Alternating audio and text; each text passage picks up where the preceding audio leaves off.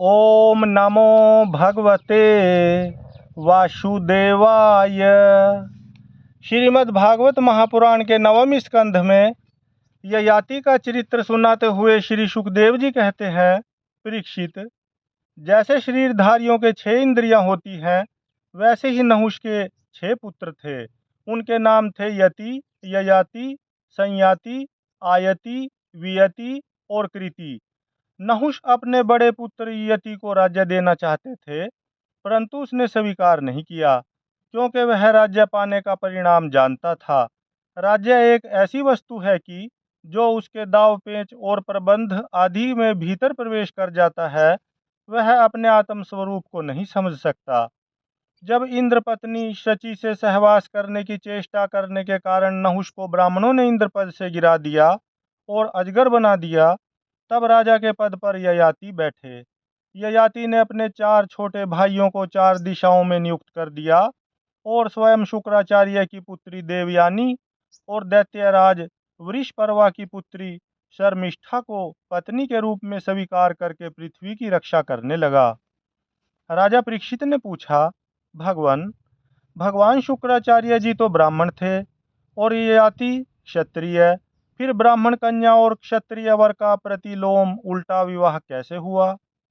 श्री सुखदेव जी ने कहा, राजन, दानवराज वृषपर्वा की एक बड़ी मानिनी कन्या थी। उसका नाम था शर्मिष्ठा।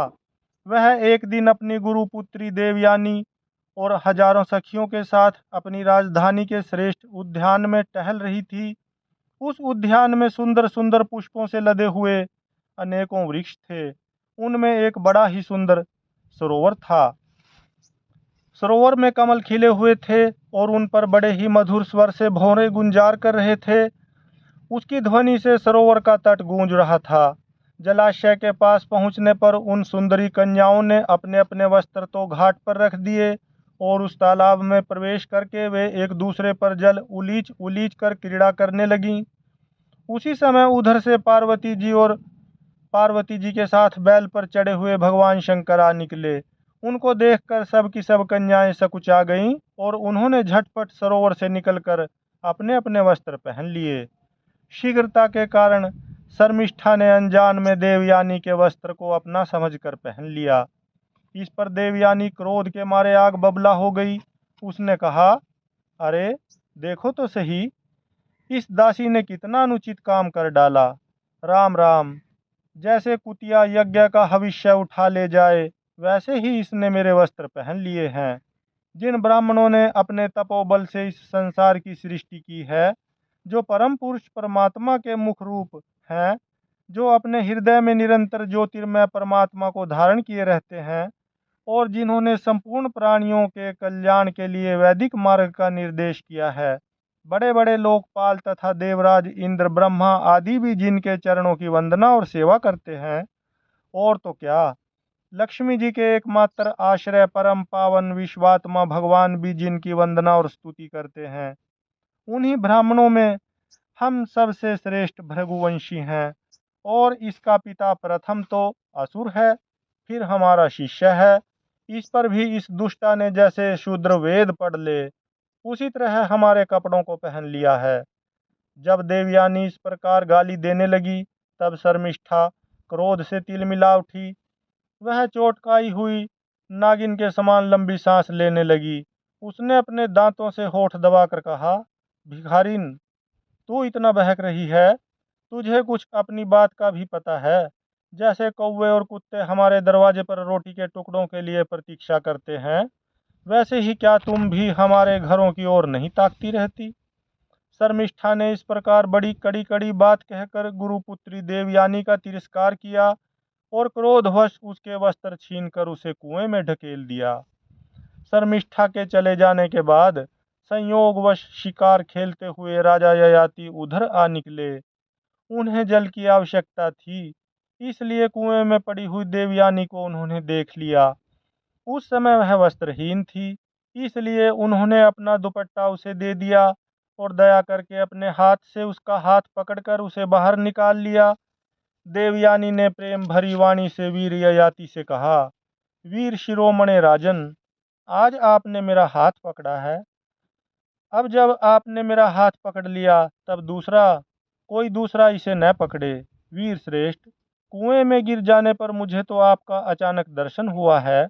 यह भगवान का ही किया हुआ संबंध समझना चाहिए। इसमें हम लोगों की या और किसी मनुष्य की कोई चेष्टा नहीं है।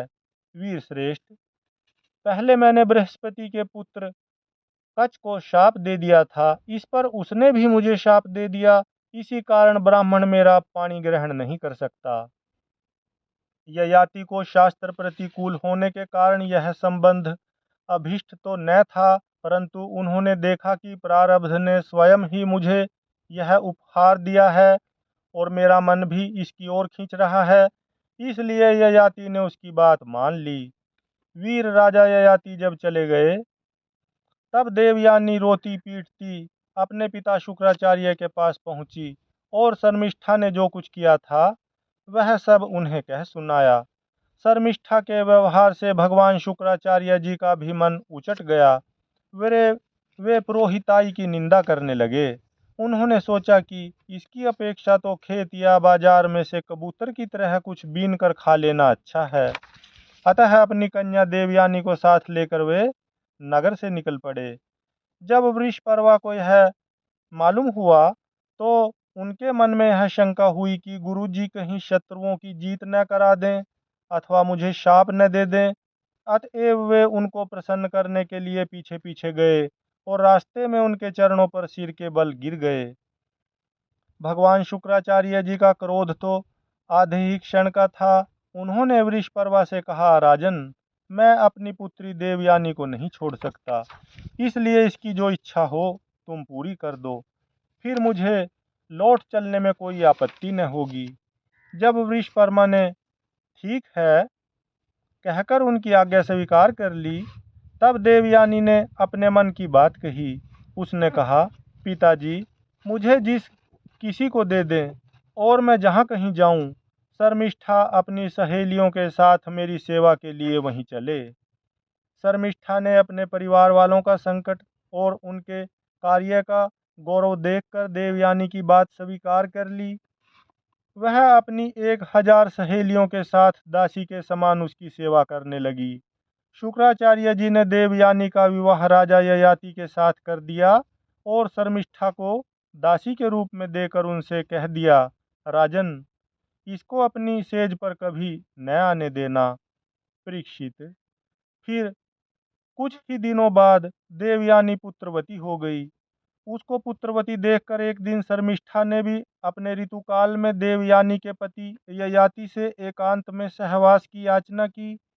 शर्मिष्ठा की पुत्र के लिए प्रार्थना धर्म संगत है, यह देखकर धर्मज्ञ राजा ययाति ने शुक्राचार्य की बात याद रहने पर भी यही निश्चय किया कि समय पर प्रारब्ध के अनुसार जो होना होगा हो जाएगा। देवयानी के 2 पुत्र हुए, यदु और तुर्वसु, तथा वृषपर्वा की पुत्री शर्मिष्ठा के 3 पुत्र हुए, द्रुहाहु, अनु और पुरु। जब मानिनी देवयानी को यह मालूम हुआ कि शर्मिष्ठा को भी मेरे पति के द्वारा ही गर्भ रहा था, तब वह क्रोध से बेसुध होकर अपने पिताजी के घर चली गई। कामी ययाति ने मीठी मीठी बातें, अनुनय विनय और चरण दबाने आदि के द्वारा देवयानी को मनाने की चेष्टा की। उसके पीछे पीछे वहां तक गए भी, परंतु मना न सके। शुक्राचार्य जी ने भी क्रोध में भरकर ययाति से कहा, तू अत्यंत स्त्री लंपट, मंद बुद्धि और झूठा है। जा, तेरे शरीर में वह बुढ़ापा आ जाए जो मनुष्यों को कुरूप बना देता है। ययाति ने कहा, ब्रह्मान, आपकी पुत्री के साथ विषय भोग करते करते अभी मेरी तृप्ति नहीं हुई है। इस शाप से तो आपकी पुत्री का भी अनिष्ट ही है। इस पर शुक्राचार्य जी ने कहा, अच्छा जाओ, जो प्रसन्नता से तुम्हें अपनी जवानी दे दे, उससे अपना बुढ़ापा बदल लो। शुक्राचार्य जी ने जब ऐसी व्यवस्था दे दी तब अपनी राजधानी में आकर ययाति ने अपने बड़े पुत्र यदु से कहा, बेटा, तुम अपनी जवानी मुझे दे दो और अपने नाना का दिया हुआ यह बुढ़ापा तुम स्वीकार कर लो, क्योंकि मेरे प्यारे पुत्र, मैं अभी विषयों से तृप्त नहीं हुआ हूँ। इसलिए तुम्हारी आयु लेकर मैं कुछ वर्षों तक और आनंद भोगूंगा। यदु ने कहा, पिताजी, बिना समय के ही प्राप्त हुआ आपका बुढ़ापा लेकर तो मैं जीना भी नहीं चाहता, क्योंकि कोई भी मनुष्य जब तक विषय सुख का अनुभव नहीं कर लेता तब तक उसे उससे वैराग्य नहीं होता। परीक्षित, इसी प्रकार तुर्वसु, द्रुहु और अनु ने भी पिता की आज्ञा अस्वीकार कर दी। सच पूछो तो उन पुत्रों को धर्म का तत्व मालूम नहीं था। वे इस अनित्य शरीर को ही नित्य मान बैठे थे। जब ययाति ने अवस्था में सबसे छोटे किंतु गुणों में बड़े अपने पुत्र पुरु को बुलाकर पूछा और कहा, बेटा, अपने बड़े भाइयों के समान तुम्हें तो मेरी बात नहीं टालनी चाहिए। पुरु ने कहा, पिताजी, पिता की कृपा से मनुष्य को परम पद की प्राप्ति हो सकती है। वास्तव में पुत्र का शरीर पिता का ही दिया हुआ है। ऐसी अवस्था में ऐसा कौन है जो इस संसार में पिता के उपकारों का बदला चुका सके। उत्तम पुत्र तो वह है जो पिता के मन की बात बिना कहे ही कर दे। कहने पर श्रद्धा के साथ आज्ञा पालन करने वाले पुत्र को मध्यम कहते हैं।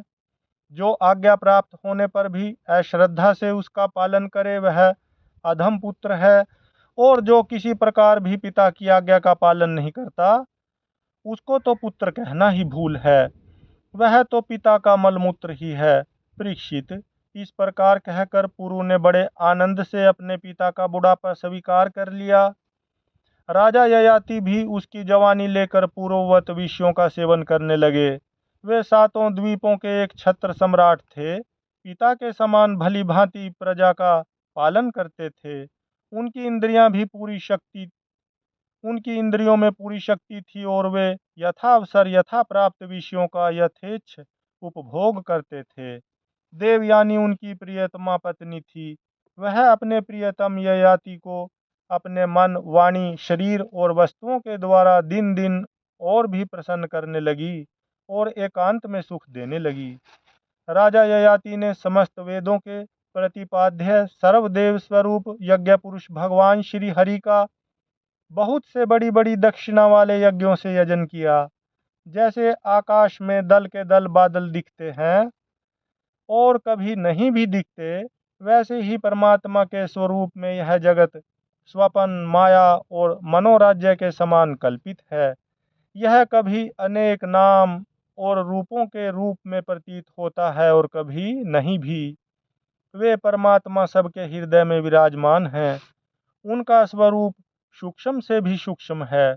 उन्हीं सर्वशक्तिमान सर्वव्यापी भगवान श्री नारायण को अपने हृदय में स्थापित करके राजा ययाति ने निष्काम भाव से उनका यजन किया। इस प्रकार 1000 वर्ष तक उन्होंने अपनी उच्छृंखल इंद्रियों के साथ मन को जोड़कर उसके प्रिय विषयों को भोगा।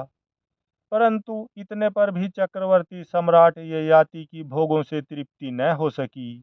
हरि ओम तत्सत, हरि ओम तत्सत, हरि ओम तत्सत, हरि ओम तत्सत।